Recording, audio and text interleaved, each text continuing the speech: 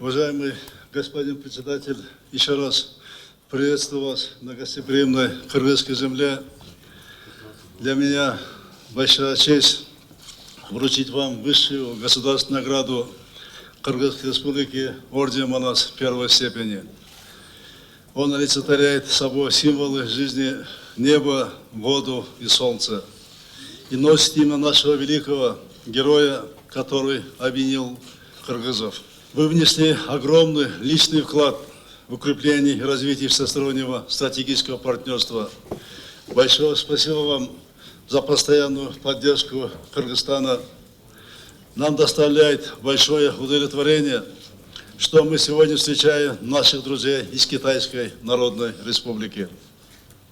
Ваш визит в нашу страну открывает новую историческую страницу кыргызско-китайских отношений.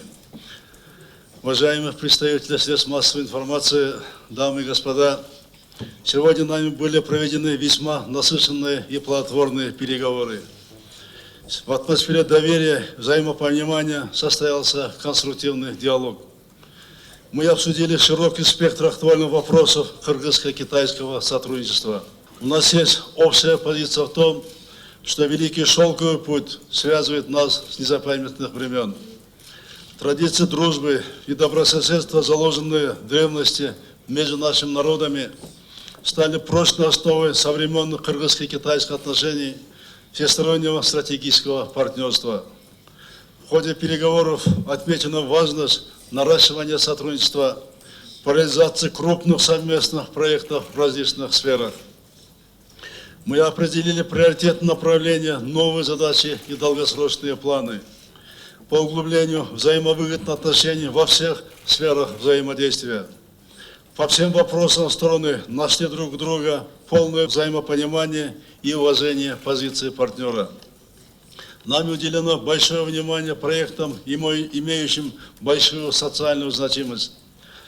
В центре внимания стояла реализация проекта ЗАСУ и другие важные проекты. Как вы знаете, в Китае говорят, что когда пьешь воду, не забывай о человеке, который вырыл этот колодец. Помощь нашего великого и дружественного соседа мы не забудем. Сегодня особое внимание уделено экономическому сотрудничеству. Экономическая повестка включала в себя такие важные вопросы, как создание совместного фонда прямых инвестиций, железная дорога Китая, Кыргызстан, Узбекистан, строительство дорог в городах Бишкек, Ош, создание в Кыргызстане многопрофильного агропромышленного парка.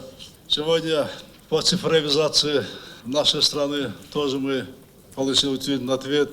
И по итогам переговоров подписан солидный пакет документов, относящих к агропромышленной отрасли, сектору безопасности, чрезвычайным ситуациям, а также к экспорту сельхозпродукции из Кыргызстана в Китай.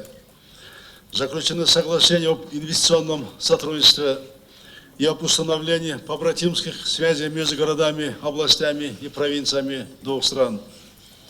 Главным итоговым документом стала совместная декларация об углублении отношений всестороннего стратегического партнерства.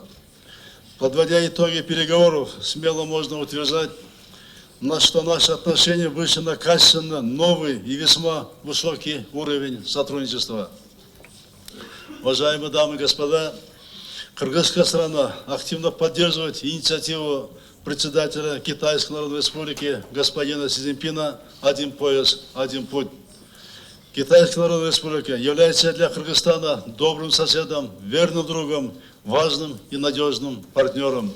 Благодаря личному вниманию господина Си Цзиньпина Китай оказывает весомую поддержку развитию экономики Кыргызстана.